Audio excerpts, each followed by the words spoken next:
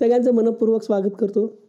आपला केस studies on the tap हा अभ्यासक्रम सध्या चालू आहे आणि या अभ्यासक्रमातलं आजचं हे व्याख्यान क्रमांक 20 आपल्यासमोर सादर करतो.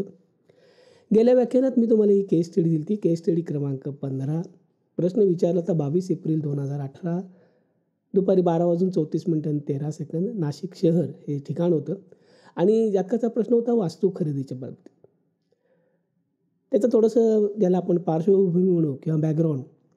जातक एका प्रॉपर्टीसाठी खूप प्रयत्न करत होता. त्याला ती प्रॉपर्टी हवी होती. थोडासा ज्याला आपण म्हणतो ना की डेस्परेट अशी परिस्थिती होती आणि ती प्रॉपर्टी विकत घेण्यासाठी तो खूप प्रयत्न करत होता. म्हणजे चर्चा वगैरे असे बरेच झालेलं होतं. पण समहाऊ तो जो विक्रेता होता तो जरासा चलबिचल अवस्थेत होता. म्हणजे एकदा म्हणत होता ठीक आहे करून टाकू व्यवहार. नंतर मग कळायचं नाही माझी आजी गेली त्यामुळं आपण थोडं 15 दिवस थांबू. मग अमुक आहे घरी कोणीतरी आजारी पडलं अजून 15 दिवस थांबू. एकंदर तो नाही पण म्हणत नव्हता आणि हो पण म्हणत नव्हता. आणि त्यात झालं असं की जातक ज्या तऱ्हेनं या प्रॉपर्टीसाठी प्रयत्न करत होता त्या विक्रेत्याला थोडासा सुगावा लागला की ही प्रॉपर्टी काहीही करून या जातकाला घ्यायची आहे. म्हणजे याचाच अर्थ काय की याला आता अडवून थोडंसं जास्त पैसे मागता येतील. म्हणजे ज्या प्रॉपर्टीला समजा उदाहरण घ्यायचं म्हटलं तर 10 लाख मिळत असतील तर तो 12-15 लाखापर्यंत आपण त्याला खेचू शकतो असं त्या विक्रेत्याला वाटून गेलं आणि त्यामुळं तो थोडंसं म्हणजे याला आपण म्हणतो ना ताणून धरणं तो प्रकार सगळ्या चालू होता. आणि या सगळ्या अवस्थेत तो माझ्याकडे आला आणि मग हे सगळं सांगितल्यानंतर तो म्हणाला की आता मला एकदा सांगा की काय ही प्रॉपर्टी मला आधी मुळात विकत घेता येईल का? होईल का हा व्यवहार? आणि झालाच तर तो अर्थातच केव्हा? ठीक आहे. तर मग आपण या जातकाच्या ह्या प्रश्नाची आणि ही सगळी त्याची पार्श्वभूमी लक्षात घेऊन हा प्रश्न सोडवायचा प्रयत्न करू. सगळ्यात पहिला आपण बघू की प्रॉपर्टी संदर्भात आपल्याला किंवा जागा म्हणू आपण त्याला कोणते भाव महत्त्वाचे असतात. इथं जागा याचा अर्थ प्रत्येक वेळेला ती रेसिडेन्शियल म्हणजे राहण्यासाठीची जागा ज्याला आपण म्हणतो फ्लॅट, बंगला, रो हाऊस असंच असायला पाहिजे असं काही नाही. मोकळा प्लॉट, शेत जमीन, ऑफिससाठी घेतलेली जागा म्हणजे अशा प्रकारे ज्याला आपण जागा म्हणतो की जी तुमच्या नावावर होऊ शकते अशी कुठलीही स्थावर मालमत्ता आपण ज्याला म्हणू त्याच्यामध्ये हे सगळं आपण गृहीत धरू शकतो. तर खरेदीचा हा प्रश्न आहे. जातक खरेदी करणार आहे विकणार नाही. विकणार असेल तर जरा वेगळे भाव बघायला लागतात. तर त्यासाठी आपल्याला 4, 11 आणि 12 हे 3 भाव महत्त्वाचे असतात आणि त्यातला चतुर्थ स्थान म्हणजे जे वास्तू किंवा मालमत्ता जागेसाठी आपण वापरतो त्या अर्थातच प्रमुख भाव म्हणून वापरायचे. 11 आणि 12 हे जे आहेत ते सामान्यतः जातकाची इच्छापूर्ती जातकाकडनं होणारा खर्च ह्या दृष्टीने बघायचे. त्याचबरोबर आपल्याला काही पूरक भाव देखील बघावे लागतात. ह्याच्यामध्ये 3 आणि 9 हे जरा जास्त महत्त्वाचे ठरतात. 3 कशासाठी आहे तर तो एक करार मदार होतो, सेल डीड होतो त्या दृष्टीने तो महत्त्वाचा ठरतो. आणि 9 हा देखील महत्त्वाचा ठरतो. 9 म्हणजे काय की जो विक्रेता आहे ज्याच्याकडून आपण जागा खरेदी करणार आहे तो आपण नेहमी सप्तम भावावरून बघतो. आणि त्या विक्रेत्याची ती मालमत्ता आहे म्हणजे सप्तमाचं चतुर्थ स्थान म्हणजे 7, 8, 9 आणि 10 म्हणजे दशम स्थान म्हणजे आपण जी पत्रिका मांडणार आहोत प्रश्नकुंडली त्यातलं दशम स्थान हे विक्रेत्याची सध्याची जी प्रॉपर्टी आहे की जी आपण विकत घेणार आहे म्हणजे जातक विकत घेणार आहे त्या संदर्भात. आणि जेव्हा तो व्यवहार होतो त्यावेळेला विक्रेत्याची ती मालमत्ता तुमच्या नावावर होती आणि विक्रेता त्या मालमत्तेचा ताबा तुम्हाला देतो. म्हणजे विक्रेत्याच्या दृष्टीने ती जागा त्याच्या हातातून गेली म्हणून दशमाचं व्ययस्थान म्हणून आपण 9 घ्यायचं म्हणजे जागेचा ताबा मिळणं. नुसता कागदोपत्री व्यवहार झाला आणि जागा ताब्यातच आली नाही तुमच्या तर त्याचा काय उपयोग आहे. त्यामुळे ती ताब्यात येणं हेही तितकंच महत्त्वाचं आहे. आणि मग 2 आणि 6 हे तसं म्हटलं तर वैकल्पिक आहेत. कारण का की जागेचे व्यवहार हे खूप मोठ्या रकमेचे असतात. त्यामुळं सगळे स्वतःचे पैसे घालून जागा घेणं सगळ्यांनाच शक्य होतं अशातला भाग नाही. त्यामुळं कर्ज म्हणा, उधार उसनवार हे सगळं करावं लागतं. आणि आजच्या काळात इन्कम टॅक्सच्या बाबतीत म्हणजे आयकर ज्याला म्हणतो, तिथं जर तुम्ही स्वतःची जागा घेतलीत, त्यासाठी कर्ज घेतलंत अधिकृत संस्थांकडून आणि त्याचे हप्ते जर तुम्ही भरत असाल, तर त्या हप्ते भरलेल्याच्या प्रमाणात काही थोडीशी इन्कम टॅक्स म्हणून तुम्हाला वजावट मिळते. त्यामुळे आजकाल स्वतःचे पैसे असले तरी थोडंसं का होईना एक 10,00,000चं 20,00,000चं का होईना कर्ज घेऊन जागा घेणं हे नेहमीच टॅक्स प्लॅनिंगच्या दृष्टीने कर्जाचं कराचं नियोजन करण्यासाठी ते उपयोगी तसा सल्ला सगळेच गुंतवणूक किंवा टॅक्स कन्सल्टंट ज्याला आपण म्हणतो ते देत असतात. त्यामुळे इथं 2 आणि 6 हे देखील आपण विचार घेतो ते कर्ज होणं, पैशाचे तुमच्या तात्पुरती का होईना बँक जेव्हा डिस्बर्समेंट करते, कर्ज तुमच्या नावावर चढवते, तेव्हा ते पैसे तुमच्या अकाउंटला तात्पुरते का होईना जमा होतात 1-2 दिवसासाठी आणि तिथनं मग पुढं ते जातका ज्याच्याशी व्यवहार करतो त्या विक्रेत्याकडे जमा होतात. त्यामुळे 2 आणि 6 देखील विचारात घ्यावेत. परंतु त्याला फार महत्त्व देऊ नये कारण सगळ्यांचंच कर्ज होईल की नाही. स्वतःच्या पैशातनं सुद्धा एखादा माणूस जागा विकत घेऊ शकतो.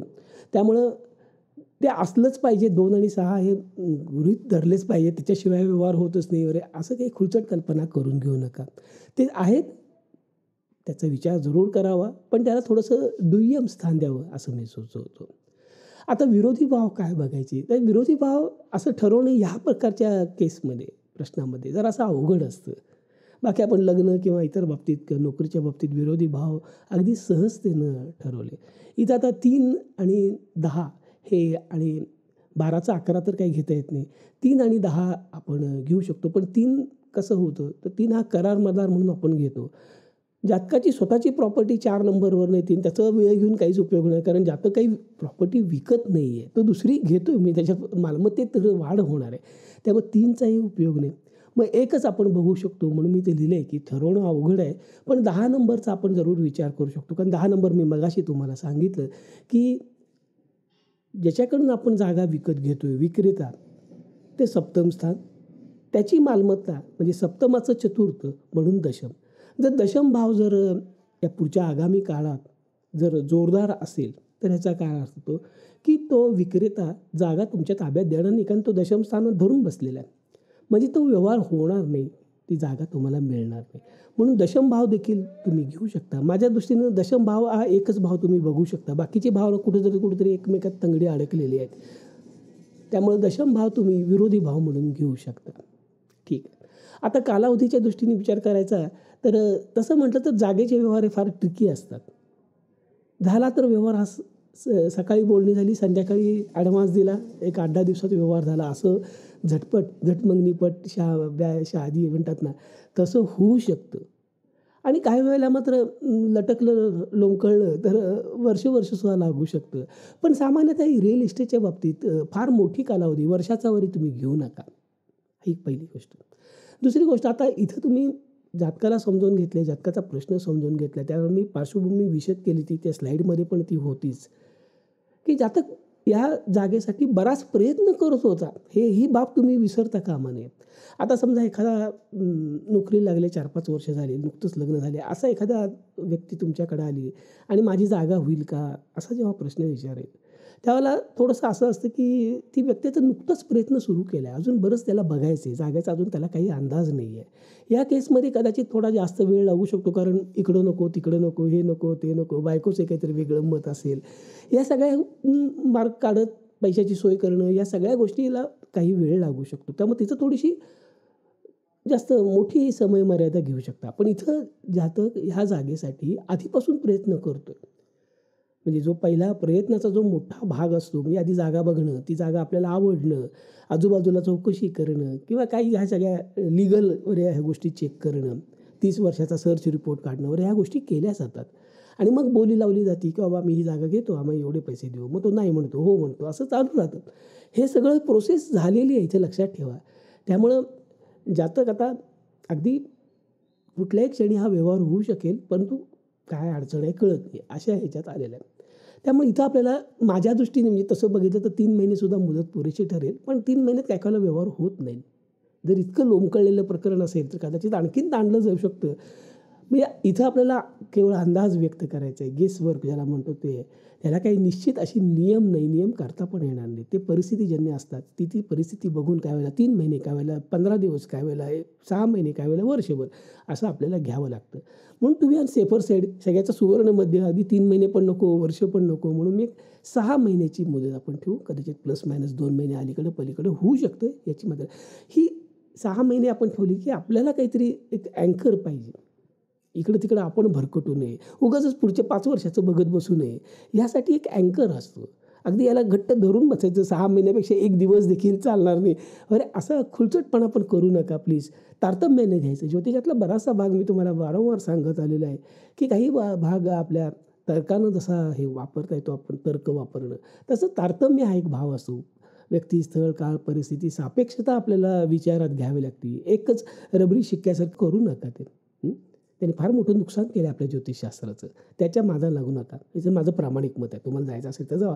कारण माझा असा काय अनुभव म्हणण्यापेक्षा असं एक थोडंसं जे काही चाललेलं आहे आपल्या ग्रुपवर आणि इकडे-तिकडे त्याच्यावरनं असा तर्क असं मला वाटतं, की तुम्ही इतर वाचत असाल, वाचा, जरूर वाचा. अनेक नक्षत्र पद्धतीवर खूप लोकांनी लिखाण केलेलं आहे. रोज कोणतरी काहीतरी लिहितंय आणि Facebookवर आणि YouTubeवर टाकतंय.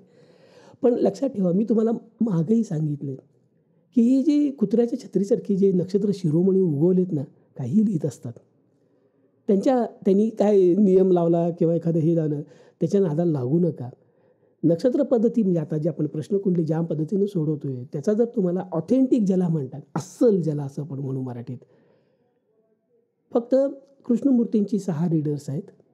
त्यानंतर मराठीत हसबेंची एक 3-4 पुस्तकं आहेत आणि शहासेनींची 2 पुस्तकं आहेत आणि चंद्रकांत भट जी गुजरातची आहेत, आता नाही आहेत, हयात नाही आहेत ते, त्यांनी दिलेली 1-2 पुस्तकं आहेत. नक्षत्र चिंतामणी त्यातलं खूप प्रसिद्ध आहे.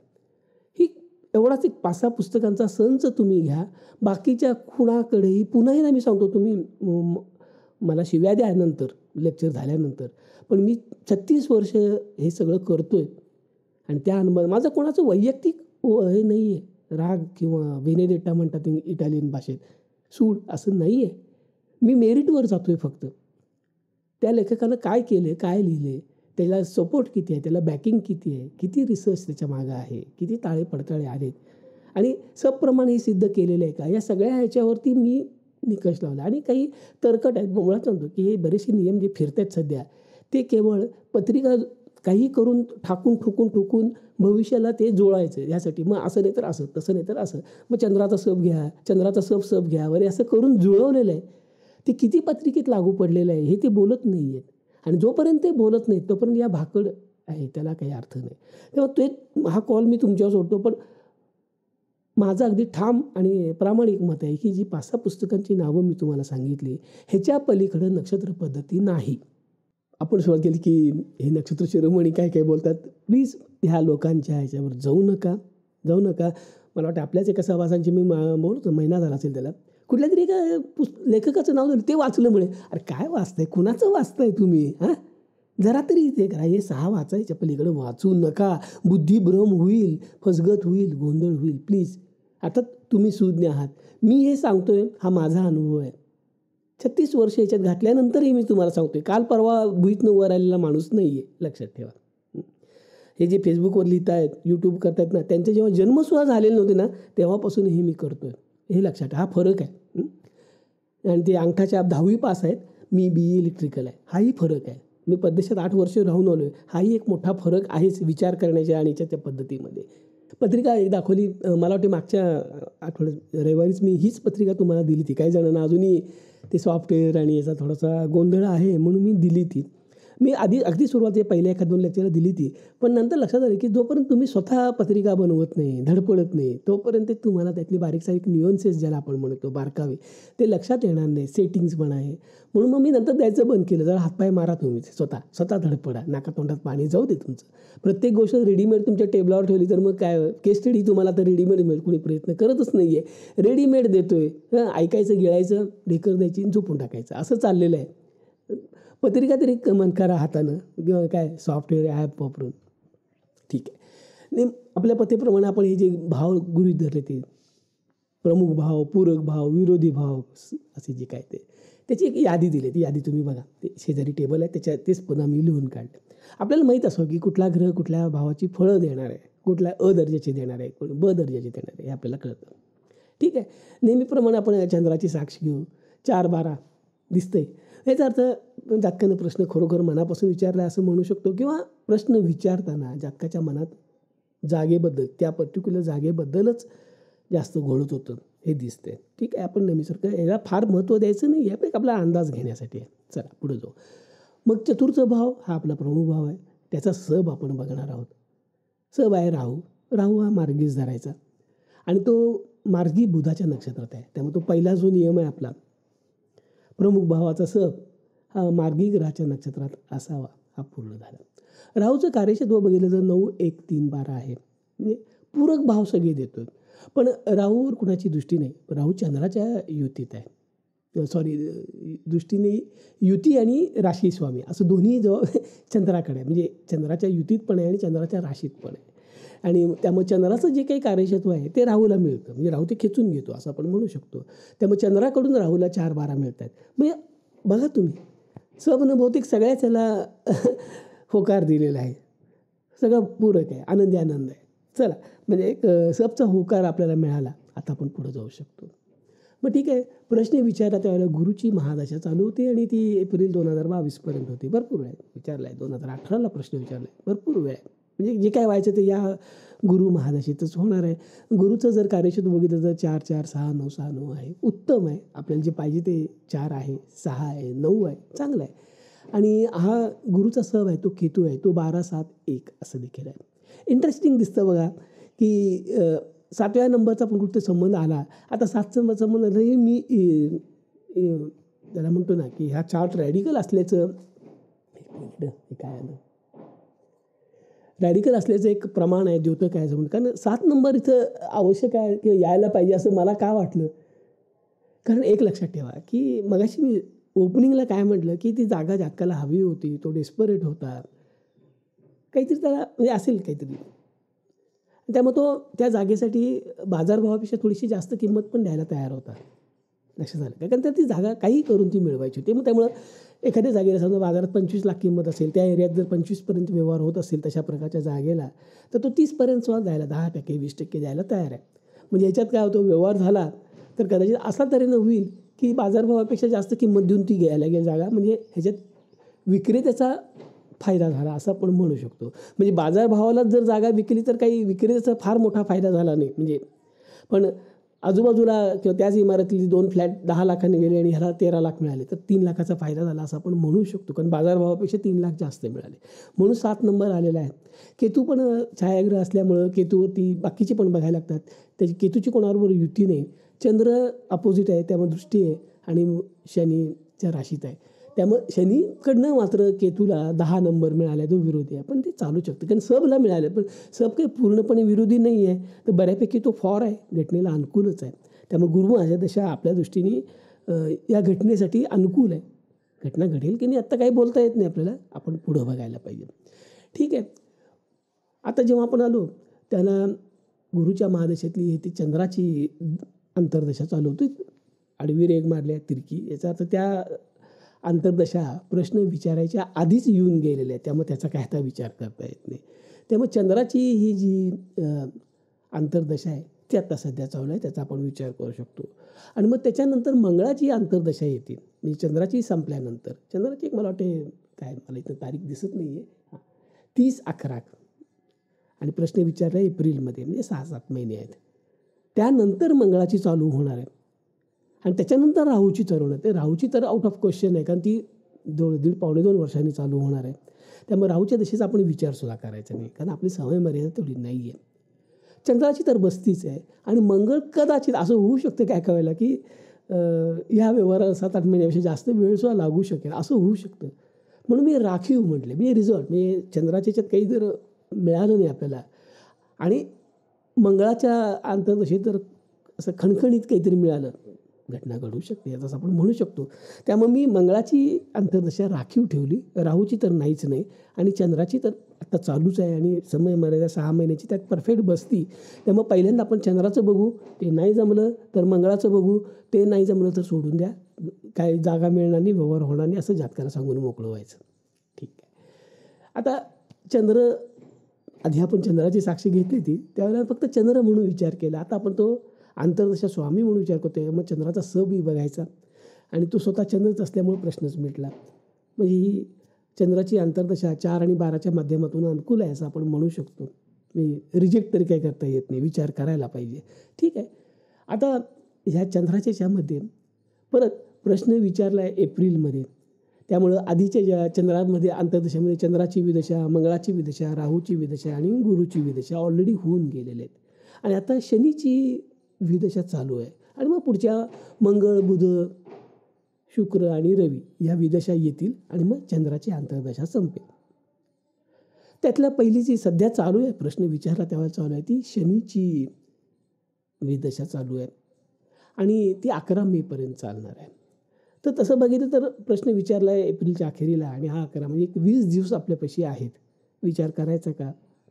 काही वेळेला आपण आपल्याला इतक्या जवळ संपणाऱ्या अंतर्दशा विदेशीचा पण विचार करतो, पण इथं नाही करायचा. याचं कारण काय सांगतो, की आज आत्ता जातक माझ्यासमोर बसलेला आहे आणि ही जागा मला मिळेल का? मिळणार असेल तर कधी? असं विचारतोय.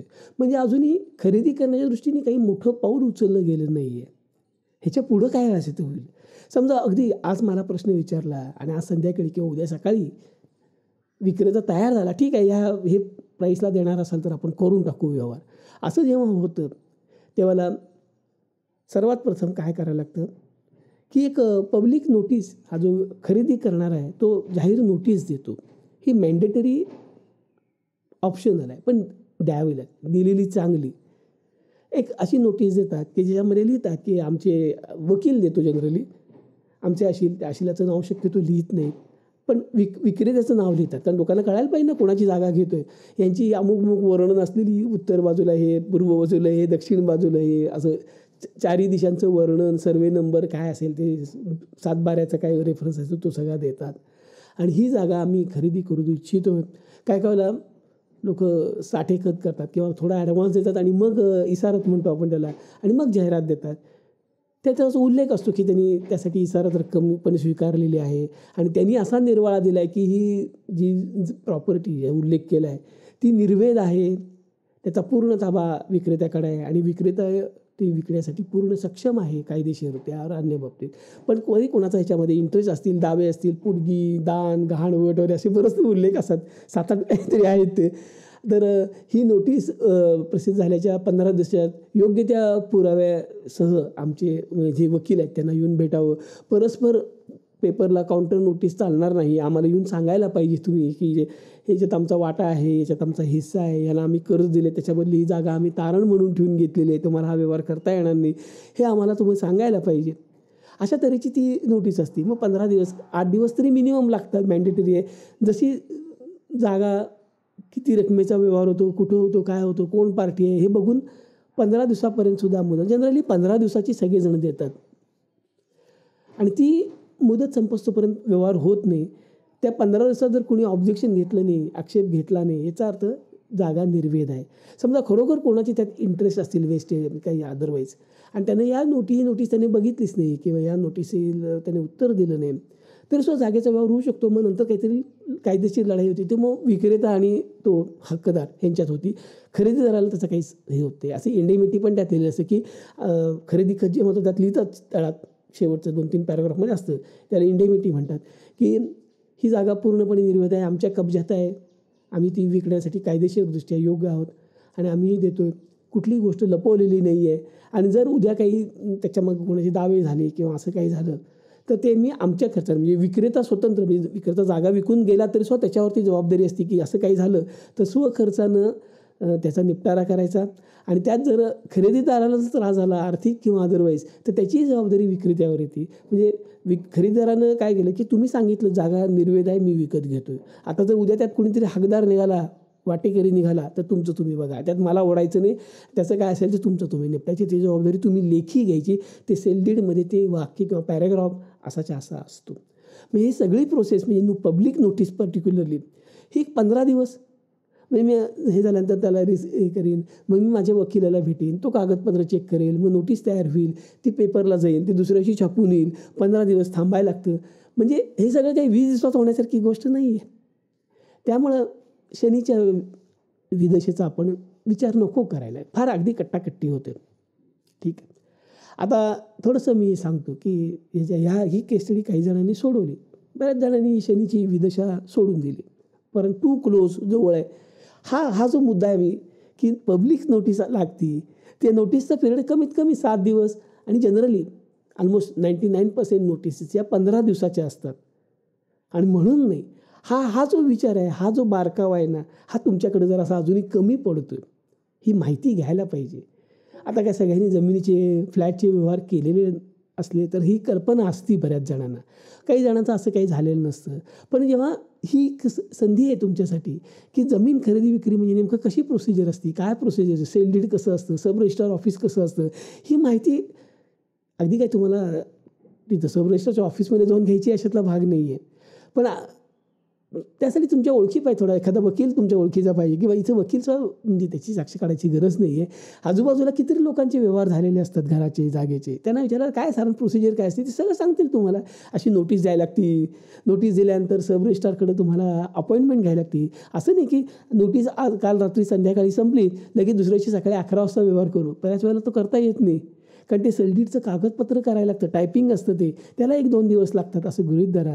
स्टॅम्प पेपर खरेदी करायला लागतो, स्टॅम्प ड्युटीचं हे सगळं करायला लागतं. ती बँकेची प्रोसिजर आहे, त्याला एखादा दिवस लागू शकतो. सब रजिस्ट्रार ऑफिस काही तुमच्या एकट्यासाठी बसलेलं नाही आहे. इथं तुम्ही जाऊन बघा, जत्रा असते तिथं, जत्रा अक्षरशः मोठ्या गावात म्हणजे नाशिक, पुणे, मुंबईत जत्रा असते. त्यामुळे तिथं लगेच तुम्हाला अपॉइंटमेंट मिळत नाही. आणि ती सब रजिस्ट्रारच्या ऑफिसमध्ये एकेका व्यवहारासाठी 15-15, 20-20 मिनटं अर्धा तास लागतो. याच्या सह्या, त्याच्या सह्या, अंगठा, फोटो, हे सगळं होतं, सह्या होतात. आणि जर एक खरेदी विकणार आणि एक अशी दोघंच जण असतील तर हे काम 10 मिनिटात होईल देखील. तर ही प्रोसेस तुम्ही समजून घेतली पाहिजे असं माझं प्रामाणिक मत आहे. आणि हे जसे ह्या वेगळ्या विषयावरचे आम्ही केस स्टडीज तुमच्यासमोर मांडतोय त्यावेळेला नवीन मागच्या वेळेला आपण घटस्फोट बघितला वगैरे अशा सगळ्या गोष्टी आहेत. ही माहिती घेऊन त्याच्या मला वाटतं तुम्ही छोट्या छोट्या का होईना नोट्स काढा. कारण सगळ्या गोष्टीचा सगळ्यांना अनुभव नसतो. बरेच जण इतके नसतात म्हणजे व्यवहाराच्या बाबतीत. त्यामुळे ह्या गोष्टी नवीन असतात काही जणांना किंवा पूर्ण कल्पना नसते. अस्पष्ट ओढत काहीतरी ऐकलेलं असतं. त्यामुळे एकदा ही सविस्तर माहिती कारण ह्याचा असा इथं कुठेतरी उपयोग होतो. बाकी तुम्ही ठरवा. ठीक आहे. तर मग आपण ह्या लाईनवरती म्हणजे शनीची आपण सोडून देऊ. ठीक आहे. मग नंतरची ती बुधाची ती 11 मेपासून जुलैपर्यंत हा ठीक आहे पिरियड. म्हणजे या काळाचं जाहिरात नोटीस बिटीस सगळं होऊ शकतं. बुधाचं कार्यक्षेत्र बघितलं तर 6, 9 आहे, 7 आहे, 8 आहे. हे दिसतंय सगळं. 12 आहे, 3-12 आहे. बुधाचा सब मंगळ आहे, तो दशमाचा प्रथम दर्जाचा कार्यश आहे. बाकी 4, 6 आहे, 4 आहे, 11 आहे, 5 आहे. पण इथं जर म्हणजे तशी थोडंसं कमकुवत आहे ही दिसतंयच तुम्हाला. चालू शकेल पण त्या काळात एकतर पहिली गोष्ट दशा अंतर्दशा विदशा असं साखळी जुळत नाही. आणि महत्त्वाचं म्हणजे जे 12 नंबर आहे की जो ॲक्च्युली एक्सपेंडिचर वेळ दाखवते. कारण जागा घ्यायची म्हणजे खर्च आला. ठीक आहे तुम्ही कर्ज घेऊन जरी घेतली तरी तो खर्च हा खर्चच आहे लक्षात ठेवा.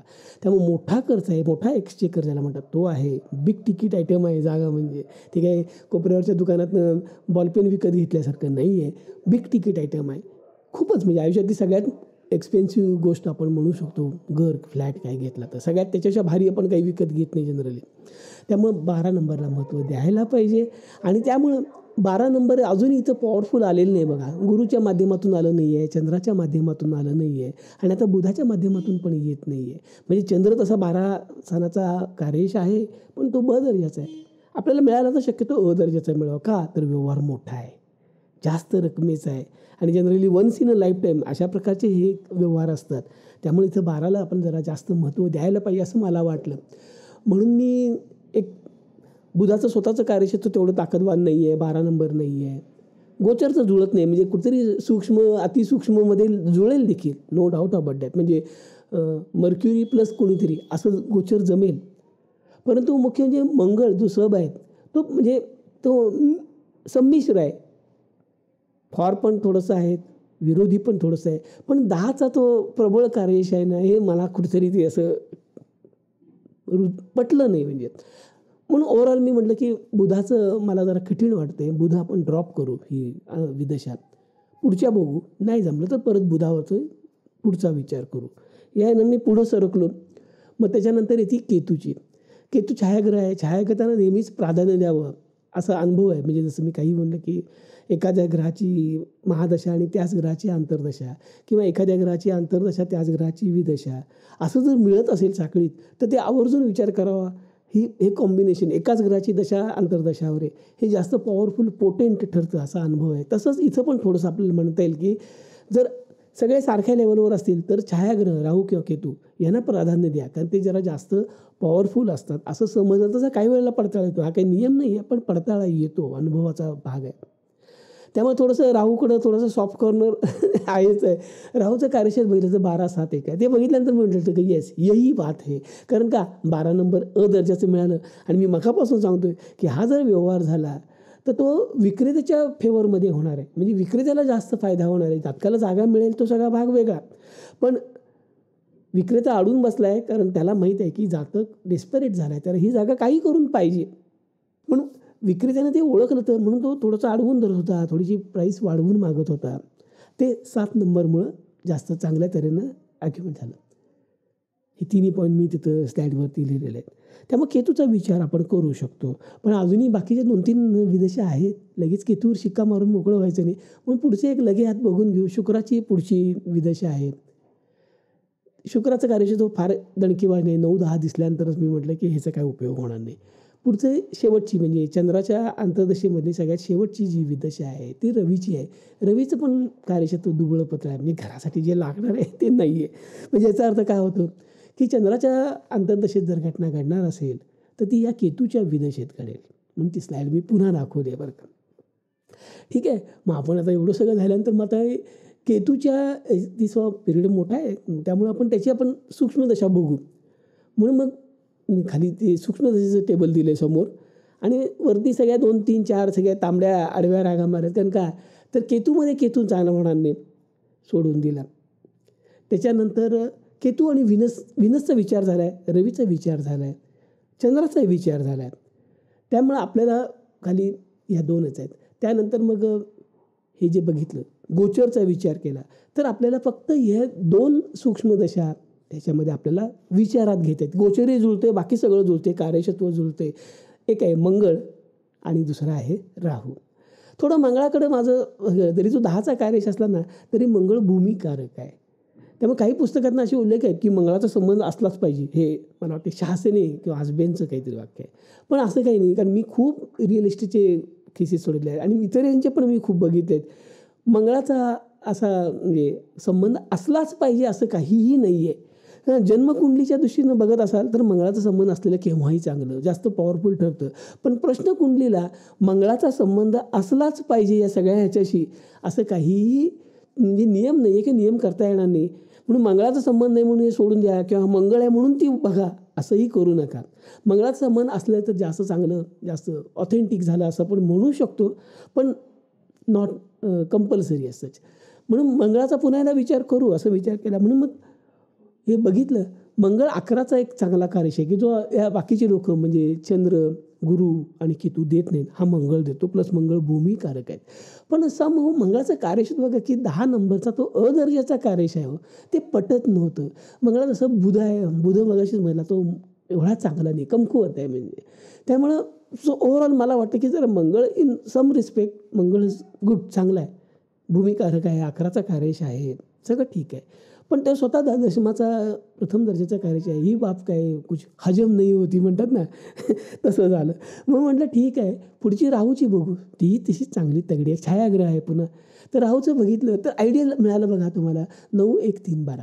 का आता 9 का महत्त्वाचं ठरलं मी तुम्हाला सांगितलं की विक्रेता ताबा येईल तेव्हा जो खरेदीदाराला मिळेल, त्या दृष्टीने 9 मिळाला. करार मदार आहे, 12 तर आहेच आहे. 12 केतू पण देतोय आणि राहू युती म्हणजे चंद्राच्या ह्याच्या युती आणि राशी स्वामित्व असल्यामुळं 4, 12 आणखीन ॲडिशनल 4चा तो आता प्रथम दर्जाचं पण कार्य झाला. म्हणजे माझ्या दृष्टीने राहू सूक्ष्मदशा लेवलवरती देखील खूप चांगला पॉवरफुल दिसतो. ठीक आहे. मग हे राहूच्या ह्याच्यात होणार का? गोचर बघितलं तर लक्षात येईल की राहूच्या जी सूक्ष्मदशा येते 31 जुलै ते 4 ऑगस्ट ही त्याचा पिरियड येतो आणि त्याच काळात चंद्र कर्केतनं जातो आहे. चंद्राची रास आहे आणि शनीचं नक्षत्र आहे. आता तुम्ही म्हणाल ते शनी कुठंच नाही आहे, मग शनी का घेतला? ह्याचा अर्थ शनी म्हणजे केतूचं कारण केतू हा शनीचं रिप्रेझेंटेशन करतो, कारण केतू हा शनीच्या राशीत आहे. त्यामुळं चंद्र शनी म्हणजेच चंद्रकेतू असं तुम्ही करू शकता. आणि मग पुढे त्यात राहूचा संबंध देखील मिळू शकतो आणि ह्याचा कालावधी साधारणपणे 31 जुलै ते 2 ऑगस्ट असा. ह्यात सगळं जुळतं. डबल म्हणजे चंद्र केतू आणि राहू असंही जमतं. केतूचं कार्यक्षेत्र आपण बघितले तगडं आहे. चंद्र आणि गुरुचं पण बघितलेलं आहे. सर्व दृष्टीने ओके आहे. टिक मार्क सगळे झालेले आहेत. त्यामुळे ह्या काळात ही घटना घडेल असं आपण आता म्हणू शकतो.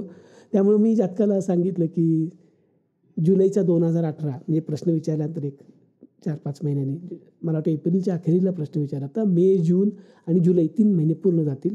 जुलैच्या अगदी शेवटी किंवा ऑगस्टच्या फर्स्ट वीकमध्ये हा व्यवहार होईल. तुला ही जागा मिळेल आणि हे सांगितलं की थोडासा तुला जास्त पैसे द्यायला लागतील बाजारभावापेक्षा, पण होईल व्यवहार. हा काही फार ताणणार नाही, होऊन जाईल व्यवहार तुमचा. आणि अगदी तसंच झालं. 2 ऑगस्टला 2018ला जातकाचा या जागेचा म्हणजे त्या दिवशी खरेदी खत झालं. That's it. ओके. काही शंका असेल या संबंध केस स्टडीबद्दल तर जरूर विचारा. खूप जणांनी याला जरा प्रयत्न करणाऱ्यांचं प्रमाण वाढलेलं होतं आणि काही जण ह्या उत्तराच्या जवळपास आली, त्यांचं अभिनंदन. फक्त लॉजिक मांडत नाही आहेत. केलं तर ते मला अगदी वाटतं की मी चुकून गोंधळेकरांचं किंवा ते फोर स्टेपवाल्यांचं काही वाचतोय का, तशा पद्धतीनं ओळीने कटकट सब याचा सब त्याचा सब त्याचं कार्यक्षेत्र असं लिहिलं. लॉजिक लिहा तिथं. शनीची विदेशा का निवडली किंवा का सोडली हे लॉजिक 2-2 ओळी प्रत्येकाचे लिहा तिथं. असं कल्पना करा की ही केस स्टडी तुम्ही कोणाला तरी समजावून सांगताय. त्यामुळे त्या माणसाच्या मनात ज्या काही शंका येऊ शकतात त्या आधीच प्रिएम्प्ट करा तुमच्या या लेखनात, म्हणजे ते जास्त चांगल्या तऱ्हेनं होतं.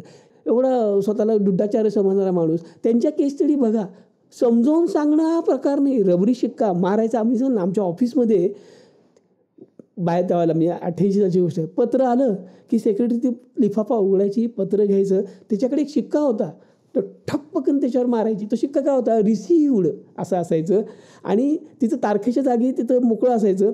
तिथं ती पेननं तारीख लिहायची आणि ते पत्र फाईलला लावायचे. तो कसा रिसिव्डचा रबरी शिक्का आहे ना, तसा हा गोंधळेकरी शिक्का तयार झाला. सगळं शिक्का मारलेलं आहे, फक्त ग्रहांची नावं आणि भाव बघितले, बका लिहिलं की झालं. अरे लॉजिक सांगा ना तुम्ही, काहीतरी समजावून सांगा. मी जसा विचार केला पब्लिक नोटीसला 15 दिवस लागतात. त्यामुळे 15 ते 20 दिवसाच्या ह्याच्यामध्ये विदेशामध्ये ही घोषणा घडणार नाही. हे लॉजिक आहे. विक्रेत्यानं ओळखले की जातक अडलेला आहे, डेस्परेट आहे, त्यामुळे तो जास्त पैसे मागणार. हा व्यवहार आहे. तुमच्याही लक्षात आला असेल व्यवहार आहे. हे काही माझा शोध नाही आहे. त्यामुळं थोडा इथं बघताना सप्तम भाव देखील मिळाला पाहिजे. विक्रेत्याचा फायदा हाही थोडासा बघितला पाहिजे, म्हणून सप्तम भाव आपल्याला जास्त घ्यायचा. हे जे लॉजिक आहे, हे जे मी वापरलं किंवा मंगळाचं का मी रिजेक्ट केली, भूमिकारक आहे, सगळं आहे, मंगळाचा संबंध पाहिजे असं म्हटलं जातं. असं असताना सुद्धा मी का रिजेक्ट केली ती, राहूला का प्राधान्य दिलं, 3-12 का महत्त्वाचे ठरले माझ्या दृष्टीने. हा जो मी आता तुमच्याशी बोलताना गेलं, हे 2-2 ओळी 3-3 ओळी तुम्ही लिहा, आवर्जून लिहा. कदाचित तुम्हाला एक 6 महिन्यानंतर ही केस स्टडी पुन्हा वाचताना त्याचा फायदा होईल. आपण हे काय केलं माहीत नाही, लक्षात नाही, काय तर त्याला विचार केला असेल बाबा, असं उद्या नको. लिहा व्यवस्थित. रबरी शिक्क्यासारखं नका करू प्लीज. आता आपण बऱ्याच केस स्टडी सोडवल्या, 10-15 झाल्या. आता साधारणपणे मी ज्या पद्धतीनं केस स्टडी लिहितो, कागदावर लिहितो, स्लाईड करतो, या स्लाईड जर PDF केलं की तर त्याचं केस स्टडी छापायला तयार झाली ना. सगळं आहेच त्याच्यात. टेबलं आहेत, पत्रिका आहे, गणितं केलेली सगळं आहेत, सगळं आहे. एक्सप्लेनेशनचा थोडा भाग ॲड केला की झालं. तेवढंच तुम्ही करायचं, तेवढं करा प्लीज. ठीक आहे. पुढच्या आठवड्यासाठी मी तुम्हाला 2 केस स्टडी देतो आहे. ही पहिली लिहून घ्या. केस स्टडी क्रमांक 16, मला अटक होईल का, अरेस्ट, अटक होणं. आता अटक केल्यानंतर जामीन मिळतो वगैरे सगळ्या पुढच्या गोष्टी असतात, त्याच्यावर आपण बघायचं नाही. आता अटक होईल का बघायचं. थोडीशी बॅकग्राऊंड सांगतो की ज्याचं एका ठिकाणी काम करत होता, खाजगी नोकरी होती आणि तिथं काही जणांनी आर्थिक गैरव्यवहार केला, घोटाळा असं म्हणू शकतो. आणि त्याच्यावरती मालकांनी पोलीस कंप्लेंट केली. त्यातल्या 2 जणांना पोलिसांनी अटक केली. आणि जातकाचा तसं म्हटलं तर त्या प्रकरणाशी संबंध नव्हता असं जातक म्हणतोय बरं का. आपण काय पोलीस नाही किंवा न्यायालय नाही. त्यामुळे जातक म्हणतोय बाबा माझा काय संबंध होता, मला उगाचच हे करतात असं जातक म्हणाला. खरं खोटं आपल्यालाही माहीत नाही. त्यामुळं जातक असं म्हणत होतं की माझा संबंध नाही आहे, पण केवळ संशयावरनं. आणि तो त्या डिपार्टमेंटमध्ये होता म्हणा किंवा काय त्यांच्याबरोबर चहा पित होता कॅन्टीनला रोज, असं असेल. त्यामुळं कदाचित संशयाची सुई त्याच्यावर येऊन थांबली म्हणा. त्यामुळं आपल्यालाही ज्या 2 लोकांना अटक झाली तशी आपल्यालाही अटक होईल का अशी शंका जातकाच्या मनात आली. तो वकिलाला भेटला. वकील म्हटला, असं कर, आपण अटकपूर्व जामीन घेऊ. अँटिसिपेटरी बेल म्हणतात त्याला. म्हणजे अटक होण्याची शक्यता असेल किंवा तसं जर वाटलं तर अटक होऊ नये म्हणून तो बेल घेतात. म्हणजे अटक होती, टेक्निकल अटक होती, पण बेल असल्यामुळं ते प्रोसिजर फायनल केली जात नाही. कारण अँटिसिपेटरी बेल कोर्टाने दिलेला असतो त्याला, अटकपूर्व जामीन. एक प्रकारे कवर असतं तुमच्यासाठी. पण ते काही तहआयात मिळत नाही. त्याला सर्कमस्टन्स बघून तो बेंचवर बसलेले न्यायाधीश असतात, ते ठरवतात अटकपूर्व जामीन द्यायचा का नाही, आणि दिला तर कुठल्या अटीवर द्यायचा आणि कुठल्या किती मुदतीसाठी द्यायचा हे ठरतं. तशी याला काहीतरी मला वाटतं 1 महिन्याची त्याला अटकपूर्व जामीन मिळाला होता आणि तो संपला. त्याची मुदत संपली आणि आता हा उघड्यावर आला.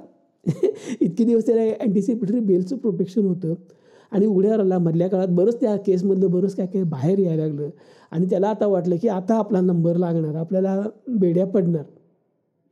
घाबरला. साहजिक आहे ना.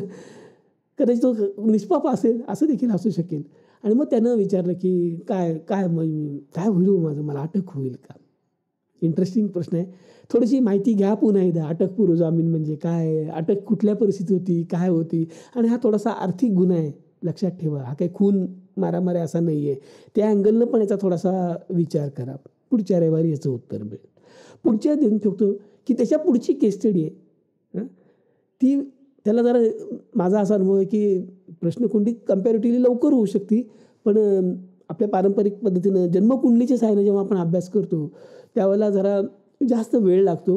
मलाही लागतो. म्हणजे प्रश्नकुंडली काय काय मी 15-20 मिनटात ओळखतो आणि जन्मपत्रिका असेल तर दिवस जाऊ शकतात. त्यामुळं मागच्या वेळेला एक अशी दिली ती, काही लोकांनी काही ढिम हल्ले नाहीत, वेळ मिळाला नाही, हो कमी वेळ मिळाला असं काहीतरी कोणीतरी बोललं म्हणून त्याला मी 15 दिवसाची मुदत त्यावेळेला पण दिली ती, तेव्हाही काही झालं नाही.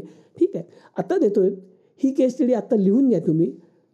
ती एप्रिलचा जो पहिला रविवार येईल त्या रविवारी ही केस स्टडी मी सोडवीन. अटक आहे ती पुढच्या 27 तारखेच्या, या मार्चच्या शेवटच्या रविवारी मला अटक होईल का, ही केस स्टडी पुढच्या आठवड्यात.